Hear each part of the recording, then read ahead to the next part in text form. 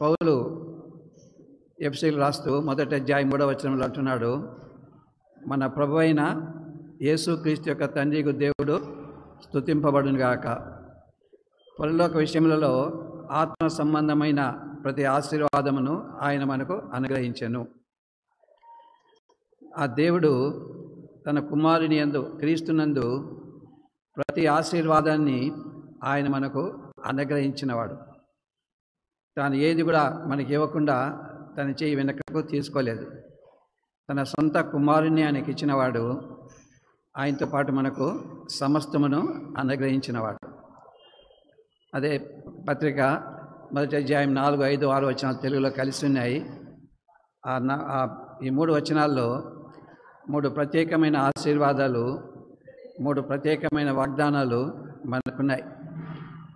జగత్తుకు పునాది వేయబడక మునిపే ప్రేమ చేత క్రీస్తు ఆయన మనలను ఏర్పరచుకొనెను. క్రీస్తులో ఆయన మనలను ఏర్పరచుకొనెను. అంతేకాదు, మనలను ముందుగా తన కోసము నిర్ణయించుకొనెను. మూడవదిగా, మనలను తనకు కుమారులుగా స్వీకరించెను. ఆయన మనల్ని ఏర్పరచుకున్నాడు, మనల్ని తన కొరకు నియమించుకున్నాడు. తన కొరకు జీవించేదాని కొరకై ఈ లోకంలో మనలను స్వీకరించిన వాడుగా ఉన్నాడు. రెండవ వాగ్దానానికి వస్తే, మన చదివిన భాగం 2వ దినవృత్తాంతములు 29వ అధ్యాయము 11వ వచనం. నా కుమారులారా,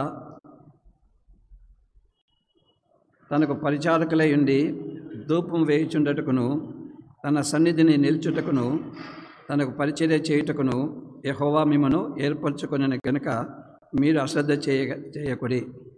తనకు పరిచర్య చేయుటకు యెహోవా మిమ్మును ఏర్పరచుకొనెను. రెండవ ఏర్పాటు ఈ వాగ్దానాల్లో తనకు పరిచర్య చేయుటకు యెహోవా మిమ్మును ఏర్పరచుకొనెను. మూడవ వాగ్దానం యోహాను సువార్త 15వ అధ్యాయం 16వ వచనం. యోహాను సువార్త 15వ అధ్యాయం 16వ వచనం. మీరు నన్ను ఏర్పరచుకొనలేదు, మీరు నా పేరిట తండ్రిని ఏమి అడుగుదురో అది ఆయన మీకు అనుగ్రహించినట్టును, మీ ఫలము నిలిచి ఉండుటకును నేను మిమ్మల్ని ఏర్పరచుకొంటిని. మీరు వెళ్ళి ఫలించుటకును, మీ ఫలము నిలిచి ఉండుటకును నేను మిమ్మల్ని ఏర్పరచుకొంటిని. ఈ వాగ్దానాలు మనం చూసినప్పుడు దేవుడిచ్చే వాగ్దానాలు, అంతేకాకుండా ఇచ్చే ఆశీర్వాదాలు అవి ఎన్నటికీ నిలిచి ఉండే ఆశీర్వాదాలు. ఎఫెసీయులకు రాసిన పత్రికలకు మనం వెళ్తే 4, 5, 6 వచనాల్లో తెలుగులో ఆఖరి భాగము, జగత్తుకు పునాది వేయబడక మునిపే ప్రేమ చేత ఆయన క్రీస్తులో మనలను ఏర్పరచుకొనెను. ఎప్పుడు? జగత్తుకు పునాది వేయబడక మునిపే. అనగా వెనకాల ఉండే నిత్యత్వం అది మనకు తెలియదు. కానీ అప్పుడే ఆదికాండం 1వ అధ్యాయం 1వ వచనం, ఆదియందు దేవుడు భూమి ఆకాశములను సృజించెను. దానికి ముందే ఆ పరలోకపు దేవుని హృదయంలో మనమందరం కూడా ఉన్నవారము. ఆయన మనల్ని తన హృదయంలో ముద్రించుకున్నవాడుగా ఉన్నాడు. జగత్తుకు పునాది వేయబడక మునిపి ఆయన మనల్ని ఏర్పరచుకొనెను. ఇంకా చూస్తే మనము తన ఎదుట పరిశుద్ధులమును నిర్దోషులమునై ఉండునట్లు, అనగా ఆయన ఎదుట పరిశుద్ధులము నిర్దోషులమై ఉండునట్లు, అనగా నిత్యత్వములో పరలోకములో ఆయన సన్నిధిలో ఉండటకు, ఎల్లప్పుడూ ఉండటకు ఆయన మనలను ఏర్పరచుకున్నవాడుగా ఉన్నాడు. వెనకాలుండే నిత్యత్వములో ఆయన ఏర్పరచుకున్నవాడుగా ఉన్నాడు. అంతేకాదు, రాబో నిత్యత్వములో ఉండేదాని కొరకు ఆయన మనలను ఏర్పరచుకున్నవాడుగా ఉన్నాడు. అంతేకాదు, మూడవ ప్రాముఖ్యమైన అంశము, ఈ తరములో కూడా ఆయన మనలను ఏర్పరచుకున్నవాడుగా ఉన్నాడు. మనం ఏ కాలంలో నివసించుచున్నామో, ఏ తరంలో మనం ఉన్నామో, ఈ తరంలో కూడా ఆయన మనలను ఏర్పరచుకున్నవాడుగా ఉన్నాడు. మొదటి సమూయేలు 16వ అధ్యాయానికి వస్తే 12, 13 వచనాల్లో అక్కడ దావీదుని గురించి వ్రాయబడింది. ఆ దావీదు సమూయేలు ఎదుటికి తీసుకుని రాబడినప్పుడు సమూయేలు అంటాడు, యెహోవా కోరుకున్నవాడు ఇతడే, నీవు లేచి అతన్ని అభిషేకించుము, దావీదును దేవుడు కోరుకున్నవాడు, నీవు లేచి అతనిని అభిషేకించుము. ఇదే దావీదుని గురించి అపోస్తల కార్యం 13వ అధ్యాయము 36, 37 వచనాలు. అపోస్తల కార్యములు 13వ అధ్యాయము 36, 37 వచనాల్లో మధ్య భాగంలో రాయబడింది, దావీదు దేవుని సంకల్పము చొప్పున తన తరుము వారికి సేవ చేసి నిద్రించి, దేని కొరకు? తన తరుము వారికి సేవ చేయుటకు, దేవుని సంకల్పము చొప్పున తన తరుము వారికి సేవ చేయుటకు. అనగా ఈ కాలం కొరకు కూడా దేవుడు మనల్ని ఏర్పరచుకున్నవాడుగా ఉన్నాడు. అనగా దేవుని ఆశీర్వాదాలు నిత్యం ఉండే ఆశీర్వాదాలు, అవి తొలగిపోని ఆశీర్వాదాలు, అవి మర్చిపోకూడదు. దేవుడు దావీదు అంటాడు దేవునితో 2 సమూయేలు 7వ అధ్యాయంలో, 2 సమూయేలు 7వ అధ్యాయము 29వ వచనం.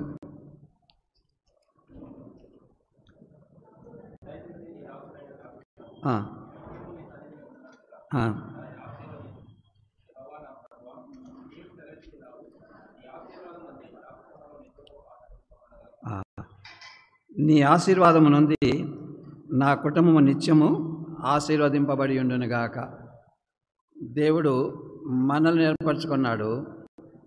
అంతేకాకదు, ఇక దీని ప్రకారము మన కుటుంబాలను కూడా ఏర్పరచుకున్నవాడుగా ఉన్నాడు. అది మర్చిపోకూడదు. దేవుని ఆశీర్వాదము మన పిల్లల మీద కూడా ఉండాలని ఆయన కోరుకున్నవాడుగా ఉన్నాడు. ఆదికాండము 26వ అధ్యాయంలో 24, 25 వచనాలు కలిసి ఉన్నాయి. అక్కడ ఆఖరి భాగంలో దేవుడు ఇస్సాకు అంటున్నాడు, నా దాసుడైన అబ్రహాము నిమిత్తము నేను నిన్ను ఆశీర్వదించి నీకు సంతానాభివృద్ధి కలగజేస్తాను. నా దాసుడైన అబ్రహామును బట్టి దేవుడు ఇస్సాకును కూడా అతని కుమారుని ఆశీర్వదించినవాడు. ఎప్పుడు కూడా నేను మా కుటుంబ ప్రార్థనలో ఇది ఎప్పుడు జ్ఞాపకం చేసుకుంటూ ఉంటాం. యెషయా గ్రంథము 59వ అధ్యాయము 21వ వచనం, నేను వారితో చేయు నిబంధన ఇదే, నేను నీ మీద ఉంచిన నా ఆత్మను, నీ నోట ఉంచిన నా మాటలను నీ నోట నుండి, నీ పిల్లల నోట నుండి, నీ పిల్లల నోట నుండి ఈ కాలం మొదలుకొని ఎల్లప్పుడూ తొలగిపోని. నీ నోట నుండి, నీ పిల్లల నోట నుండి, నీ పిల్లల నోట నుండి. దేవుని ఆశీర్వాదాలు, నిత్యముండే ఆశీర్వాదాలు, మన కుటుంబాలకు ఇచ్చిన ఆశీర్వాదాలు, అది ఎంత గొప్ప విషయం. యెషయా 8వ అధ్యాయము 18వ వచనంలో కూడా యెషయా అంటున్నాడు, యెషయా 8:18,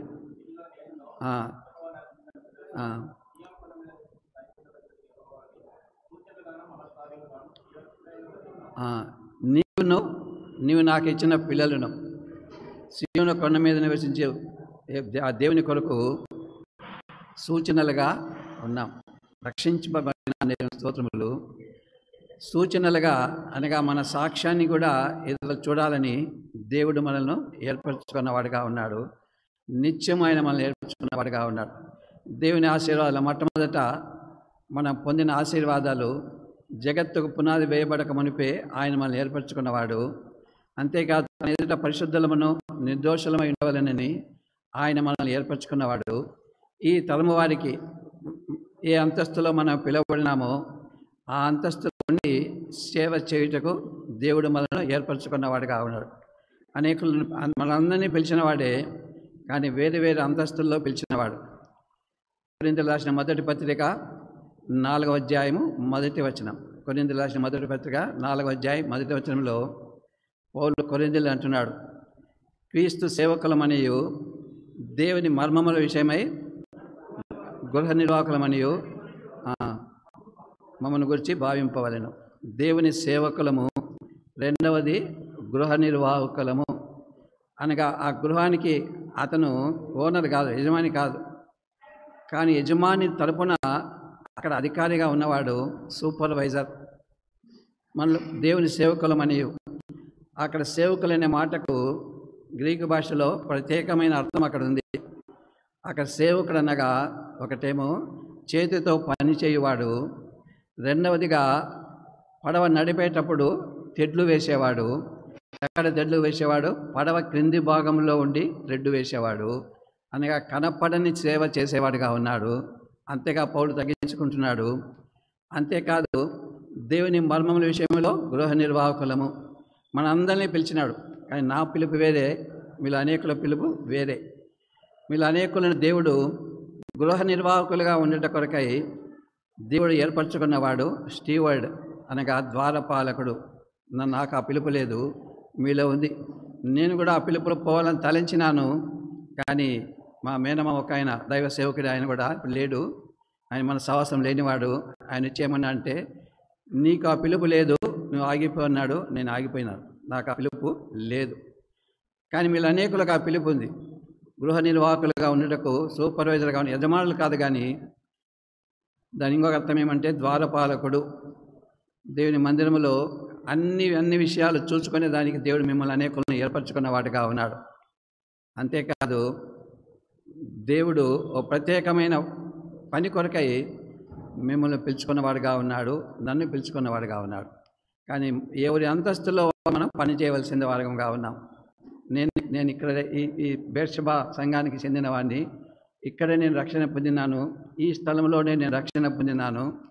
ఈ స్థలంలోనే నా చిన్నతనంలో మేము ఆటలాడుకునే వాళ్ళం. ఈ స్థలంలోనే ఇక్కడనే రక్షణ పొందినాను. కానీ నేను దీని గృహ నిర్వాహకుని కాదు, వేరే వ్యక్తి ఉన్నాడు. నేను ఎప్పుడు కూడా ఈ గృహ నిర్వాహకత్వంలో నేను చేయి పెట్టలేదు అన్నది తెలుసు. ఆయన పరిచర్యలో నా అంతస్తు కాదు, నా అంతస్తులో నేను పని చేసినాను, కానీ వేరే అంతస్తులో నేను చేయి పెట్టలేదు. కనుక మన అంతస్తులో దేవుడు మనం పిలిచినవాడు, ఆ అంతస్తులోనే మనం పనిచేయవలసిన వారంగా ఉన్నాం. ఇక్కడ సేవకులకు ప్రాముఖ్యమైన మాట. అపోస్తలుడైన పౌలు, ఆయన గొప్ప సేవకుడు, విస్తారముగా దేవుని కొరకు శ్రమపడినవాడు, స్వార్థ ప్రకటించినాడు, దేవుని జతపనివాడిగా ఉండే సంఘాల కట్టుటలో జతపనివాడిగా ఉన్నవాడు. ఆయన గురించి కొరింథీయులకు రాసిన పత్రిక మనం చూస్తే 10వ అధ్యాయం నుండి 13వ అధ్యాయం వరకు కొరింథీయులు ఆయన ప్రశ్నిస్తున్నారు. క్రీస్తు నీ ద్వారా పలుకుచున్నాడని మాకు రుజువేమిటి అని అడుగుతున్నారు. అంతేకాదు, నీవు చూస్తే నీ పత్రికలు చాలా బలంగా ఉన్నాయి, కానీ నీ ప్రసంగాలన్నీ కొరగానివి, ఉపయోగం లేనివి అని ఆయన నిందలు వేసినారు. అటువంటి వారితో పౌలు కొరింథీయులకు రాసిన 2వ పత్రిక 10వ అధ్యాయం 1వ వచనం రాస్తున్నాడు. క్రీస్తు యొక్క సాత్వికమును బట్టి, మృదుత్వమును బట్టి నేను మిమ్మల్ని బ్రతిమాలు కొనుచున్నాను. మన పరిచయం ఎట్లుండాలా? క్రీస్తు యొక్క సాత్వికమును బట్టి, మృదుత్వమును బట్టి. క్రీస్తు యొక్క మృదుత్వం ఎట్లుంది? పాపాత్మురాలైన స్త్రీ, ఘోరమైన పాపంలో పట్టుకున్న స్త్రీ వచ్చినప్పుడు అందరూ ఆమెను రాళ్ళు వేసి చంపాలన్నారు, కానీ ప్రభువైన యేసుక్రీస్తు మృదువైన మాటలు పలికినాడు. అమ్మా, ఎవరు నీకు శిక్ష విధింపలేదా అంటే ఆమె అంటుంది, లేదు ప్రభువా. ఆయన అంటాడు, నేను కూడా నీకు శిక్ష విధింపను, నువ్వు వెళ్ళి ఇక నువ్వు పాపము చేయకు. ఆ మృదుత్వం అనేది కలిగి ఉండవలసిన వారంగా ఉన్నాం. దేవుడిచ్చే మనకు ఆశీర్వాదాలన్నీ నిత్యమైన ఆశీర్వాదాలు. కొన్ని ఆశీర్వాదాలు చూసుకుంటే ఏప్రిల్ రాసిన పత్రిక 8వ అధ్యాయము 12వ వచనం. ఏప్రిల్ రాసిన పత్రిక 8వ అధ్యాయం 12వ వచనం. నేను వారి దోషముల విషయమై దయగలిగి వారి పాపములను ఇక ఎన్నటికి జ్ఞాపకం చేసుకొని. మన ఆశీర్వాదాలకు అన్నిటికీ ప్రారంభం ఏమంటే పాప క్షమాపణ. నేను వారి దోషముల విషయమై దయగలిగి వారి పాపాలని ఎన్నటికీ జ్ఞాపకము చేసుకుని. యెషయా ద్వారా చెప్తున్నాడు దేవుడు. యెషయా 43వ అధ్యాయం 25వ వచనంలో, నేనే నా చిత్తానుసారంగా నీ అతిక్రమములను తుడిచివేయించున్నాను, వాటిని ఎన్నటికీ జ్ఞాపకము చేశాను. మనం ఏమైనా చేసినామా? ఏమీ చేయలేదు. ఈ ఎఫెసీయులకు చూస్తే 1వ అధ్యాయంలో 2వ అధ్యాయం చూస్తే 3 ప్రాముఖ్యమైన కారణాలు ఉన్నాయి. ఒకటేమో దేవుని ప్రేమ. ఆ ప్రేమను బట్టి జగత్తు పునాది వేయబడక మన ప్రేమను ఏర్పరచుకున్నవాడు. అక్కడ రాయబడింది కృపా మహదైశ్వర్యమును బట్టి. 2వ అధ్యాయం 4, 5వ వచనాలు చూస్తే ఆయన కరుణా సంపన్నత. ఆయన ప్రేమ అనగా ఆ దేవుడు అన్నీ కూడా మనకు ఇచ్చేవాడుగా ఉన్నాడు. తన సొంత కుమారుని అనుగ్రహించిన వాడు, ఆ కుమారునితో పాటు సమస్తమును అనుగ్రహించేవాడు. ప్రేమనగా అన్ని ఇచ్చేవాడు. కృపగా ఉచితముగా ఇచ్చేవాడు. నన్ను బట్టి దేవుడు ఏమి ఇవ్వడు, నాకు ఏమి లేదు. పౌలు అంటాడు, నా యందు నా శరీరం మంచిది ఏది నివసింపదని నేను ఎరుగుదు. నాలో మనలో ఏమీ లేదు, ఉచితంగానే ఇస్తున్నాడు. 2వ అధ్యాయము 9 వచ్చిన పత్రిక రాస్తున్నాడు, మీరు విశ్వాసం ద్వారా కృపచేతనే రక్షింపబడి ఉన్నారు. ఇది మీ వలన కలిగినది కాదు, దేవుని వరమే. అది క్రియల వలన కలిగినది కాదు, ఉచితంగానే విశ్వాసం ఉంచడం ద్వారా ప్రభువైన యేసుక్రీస్తు శిలువ మరణం మీద ఆయన నా పాపములకు చనిపోయినాడని, నా పాపమును భరించిన వాడని, నా కొరకు తన అమూల్యమైన రక్తమును కాల్చిన వాడని, ఆ రక్తములో నాకు పాప క్షమాపణ ఉన్నదని నేను నమ్ముట ద్వారా నాకు పాప క్షమాపణ వరాన్ని అనుగ్రహించినాడు. తన శిలువ రక్తం చేత వాటిని తుడిచివేసినాడు. వాటిని ఇక ఎన్నటికీ జ్ఞాపకము చేసుకున్నవాడుగా ఉన్నాడు. 2వదిగా ఆయన ఇచ్చే ఆశీర్వాదాలు 5వ హెబ్రీ రాసిన పత్రిక 5వ అధ్యాయము 9-10 భాగము 9-10 5వ అధ్యాయము 9 భాగం. తనకు విధేయులకు వారికి అందరికీ కూడా నిత్య రక్షణకు కారకుడు ఆయన. నిత్యమైన రక్షణ. అనేకుల దినాల్లో నేను పాప క్షమాపణ పొందినాను, నిత్యమైన రక్షణ పొందని తమ ఇష్టానుసారంగా జీవించేవారుగా ఉన్నారు. అనుకుంటాను వారికి నిజమైన రక్షణ, నిజమైన పాప క్షమాపణ లేదు. నేను మారుమనసు పొందినానంటే, పాప క్షమాపణ పొందినానంటే, రక్షణ నాకు అనుగ్రహింపబడిందంటే ఎఫెసీయులకు రాసిన పత్రిక 2వ అధ్యాయం 10వ వచనం. అక్కడ ఏముంది? దేవుడు ముందుగా సిద్ధపరిచిన సక్రియలో చేయటకై. నాలో సక్రియలు లేకుండా ఉంటే అది నిజమైన పాప క్షమాపణ కాదు, నాలో రక్షణ లేదు, నిత్య రక్షణ లేదు. మనం చూసిన చదివిన భాగంలో తనకు విధేయులకు వారికి అందరికీ నిత్య రక్షణకు కారకుడు ఆయన. తనకు విధేయులకు వారి అందరికనగా దేవుని వాక్యానికి లోబడిన వారికి, నేను రక్షణ పొందినానని నా ఇష్టానుసారముగా నేను ప్రవర్తిస్తూ నాకు పరలోకంలో స్థలం ఉంది అనుకుంటే అది అపవాది చేత మనము మోసగింపబడే వారంగా ఉన్నాం. నా నిత్య రక్షణ ఉంటే ఆయన కొరకే ఫలములు ఫలించేవారుగా ఉంటాను. మీరు వెళ్ళి ఫలించుటకును, మీ ఫలము నిలిచి ఉండటకును నేను మిమ్మల్ని ఏర్పరచుకొని నియమించింది. అలా లేకపోతే అది వ్యర్థమే. దేవుని వాక్యానికి లోబడి జీవించవలసిన వారముగా ఉన్నాం. ఒక్క విషయం మాత్రం చూస్తే దేవుని వాక్యం ఏం చెప్తుంది? ఎఫెసీయులకు రాసిన పత్రిక 4వ అధ్యాయము 20వ వచనం. ఎఫెసీయులకు రాసిన పత్రిక 4వ అధ్యాయం 25వ వచనం.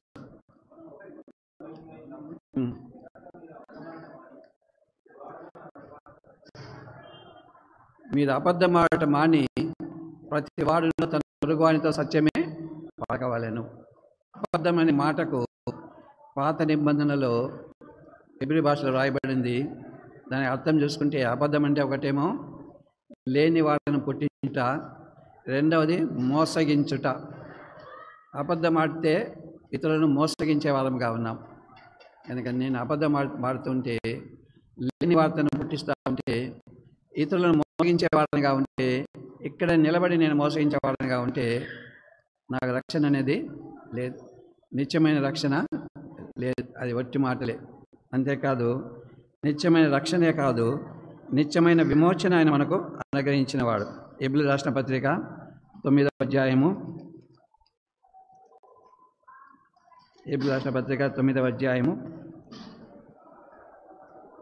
11వ వచనం.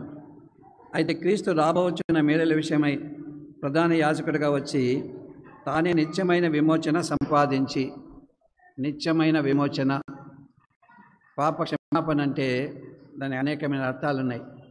నా పాపములు తుడిచివేయబడినవి. అంతేకాదు నేను పాపమని యజమాని నుండి నేను విడిపింపబడిన వాడను. అంతేకాదు 3వదిగా శిక్షావిధి నుండి నేను విడిపింపబడిన వాడను.